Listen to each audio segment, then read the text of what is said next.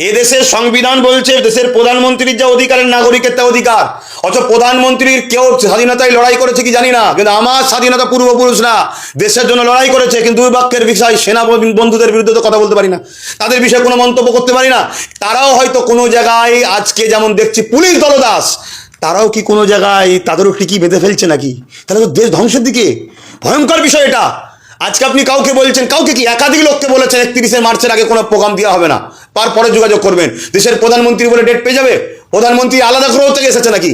জনগণ ভোট দিয়ে প্রধানমন্ত্রী হয়েছে, কালকে যদি আপনাকে জনগণ ভোট দেয় আপনি প্রধানমন্ত্রী হতে পারেন, কালকে মমতাকে যদি সমস্ত দেশের মানুষ ভোট দেয় মমতা প্রধানমন্ত্রী হতে পারে, অন্য কেউ হতে পারে, কিন্তু সে আলাদা তো নয়, জনগণ সবাই সমান। তাহলে এই দ্বিচারিতা আজকে সেনাবাহিনীদের কাছ থেকেও আমাদেরকে দেখতে হচ্ছে। এটা কিন্তু আমি দেখছি দেশ খারাপ ক্ষতির দিকে যাচ্ছে, এটা একটা ভয়ানক বিষয়। কিন্তু সেনা বন্ধুদের বিষয়ে তো আমার কোনো অভিযোগের বিষয় থাকতে পারে না, কেন তারা আমার মাতৃভূমিকে রক্ষা করে, তারা আমার মাতৃভূমির জন্য জীবন দেবে অঙ্গীকারবদ্ধ হয়েছে। কিন্তু কোনো এক জায়গায় প্রশ্ন হচ্ছে এইরকম দুদুল্যমান কথা দ্বিচারিতা হলো কি করে? তাহলে কি টিকি পুলিশের যেমন বাঁধছে নেতারা, সেনাদেরও বাঁধছে নাকি? প্রশ্ন চিহ্ন। তাহলে তো দেশের বিরাট ভয়ানক দিন আসছে। তাহলে দেশকে যারা স্বাধীন করেছে, দেশকে যারা ভালোবেসেছে, তাদের উত্তরসূরি বা আজও যারা দেশকে ভালোবাসেন, সে যে ধর্মেরই হোক, জাগার বিষয়। মোদি হলে পাস, অমুক হলে পাস, আর বাকি সাধারণ মানুষের পাস না, এটা দুঃখজনক।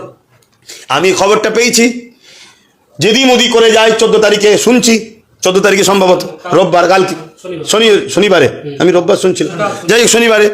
তাহলে আমারও উচিত সঙ্গে সঙ্গে লোক পাঠানো, এবার দেখি দেয় কি, আমি লোক পাঠাবো, করবো। এসআইআর নিয়ে 60 লক্ষ লোককে জড়ো করা হবে, আসো সবাই ব্রিকেটে আসো, ভোট পরে হবে, সংবিধানকে সাথে করে নিয়ে আসো, দেশের জাতীয় পতাকা, কোনো দল নয়, আসো, ডাক দেওয়া হবে। আমি তার জন্য ডাকবো, আমি কালকে করুক, তার 2 দিনের মধ্যে আমি লোক পাঠাচ্ছি। 14ই মার্চ প্রধানমন্ত্রী আসছে ব্রিগেডে, সেখানে 2 দিন আগে ধন্যবাদ বন্দ্যোপাধ্যায় দিল মুখ্যমন্ত্রী ভাইপোর কথায়। আমি একবার বলেছিলাম, আপনাদের চ্যানেলে আছে কি জানি না, অনেক চ্যানেলে বলেছিলাম, আজকে আমি এতটুকু শুধু কথা বলে এটাকে ইতি করছি। কোনোদিন যদি এমন দেখেন অভিষেক বিজেপির মুখ্যমন্ত্রী পশ্চিমবাংলার, অবাক হওয়ার কিছু নেই, এতটুকু বলবো। আমাদের আরেকটা প্রশ্ন, আপনি বলছেন যে ব্রিগেড করবেন, এর আগে আমরা দেখি যে অবাক নিয়ে অনেক মুসলিম সংগঠন বলেছিল যে আমরা ব্রিগেড করবো, সেটাও করতে দেওয়া হয়নি। আপনাদের পরিবারের সদস্য সাবির সিদ্দিকী তিনি বললেন আমরা সংবিধান পাঠ করবো, তাকেও পারমিশন দেওয়া হয়নি। তাহলে নরেন্দ্র মোদী তিনি বিজেপির কর্মসূচি করছে সেই মানে। দেশটা কিছু লোকের বাবাকালী সম্পত্তি হয়ে গেছে, বাকি লোকেরা বোঁড়াগুল চোষো, আমাদের গাফলতির জন্য হয়েছে, এটা আমাদের দোষ। আমি মনে করি আমাদের দোষ, আমরা সর্বসময় ছেড়ে দিয়েছি, তুমি নেতা হও, তুমি আসো, তুমি করো, এর পিছনে তার পিছনে 200, 500, 1000, 2000, 20,000 পেলেই দালালি শুরু করি। এই জন্য আজকে আমাদের ভুক্তভোগী হচ্ছে। অর্থাৎ এর থেকে শিক্ষা নেওয়া দরকার। দেশে মুসলিম সমাজ, SC ST সমাজ, একটা বড় অংশের গরিব হিন্দু সমাজ, তাদের কোনো অধিকার নাই, আমরা দেখতে পাচ্ছি। তাদের মধ্যে থেকে বিশেষ করে মুসলমান, এদেশে তাদের কোনো অধিকার নাই। তাই বেছে বেছে 95% মুসলমানের নামকে স্যার ইচ্ছা করে তুলে দেওয়া হয়েছে, যাদের সব ডকুমেন্ট, সব প্রুফ এখানে আছে। আর আমি বলতে পারি এই মুসলমানদের যা ডকুমেন্ট আছে, মুদিরও তা নাই, আমাদের প্রধানমন্ত্রীর মুদির তা নাই, সেই ডকুমেন্ট মুসলমানদের আছে। কথা বুঝে আসছে? DNA যদি পরীক্ষা করা হয়, মুদি এ দেশের লোক নয়, প্রমাণ হয়ে যাবে। চ্যালেঞ্জ করছি। ভাইজান, ওয়াকআপ নিয়ে আমরা দেখেছিলাম যে নওশাদ সিদ্দিকী ধর্ণা দিতে চেয়েছিল, নওশাদ সিদ্দিকী সহ আরো একাধিক মুসলিম নেতারা, বড় বড় তারা ছিল, যে জায়গায় ধর্ণা দিতে চেয়েছিল সেই জায়গায় যাওয়ার আগে তাদেরকে গ্রেপ্তার করা হলো। কিন্তু সেই জায়গায় আঁটিয়ে 5 দিন ধরে মুখ্যমন্ত্রী এবং অভিষেক বন্দ্যোপাধ্যায় পুরো রোডটাকে বন্ধ করে ধর্ণা দিল, গান বাজনা করল।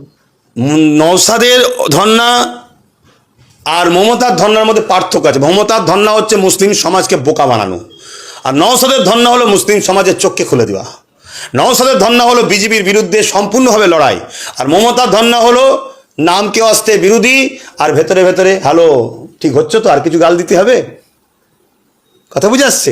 এজন্যে আমি ধর্ণা দেবো যাতে করে মুসলিম সমাজ আমাকেই আপন মনে করে আমার কোলে থাকে, অন্য কোলে না চলে যায়। কেন মুসলিম যদি নওশাদের দিকে চলে যায়, সম্পূর্ণ মুসলিম যদি নওশাদের দিকে চলে যায়, আর SC ST সম্প্রদায়ের মানুষরা নওশাদের দিকে আসছে, তাদের থেকে যদি কিছু মানুষ চলে আসে, তাহলেই তো নওশাদ ব্যাস একাই, খেল খতম।